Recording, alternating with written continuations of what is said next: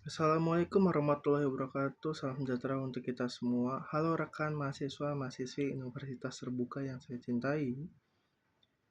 Sesi 1 akan membahas modul 1 pada BMP. Modul 1 membahas konsep pemasaran tradisional dan digital. Melalui sesi 1, mahasiswa diharapkan siap mempelajari, memahami, dan menganalisis materi konsep pemasaran tradisional dan digital.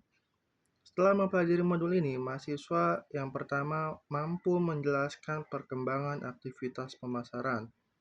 Yang kedua, mampu menjelaskan perbedaan pemasaran tradisional dan pemasaran digital. Oke, baik itu saja yang bisa saya sampaikan. Semangat semua untuk belajar. Semangat!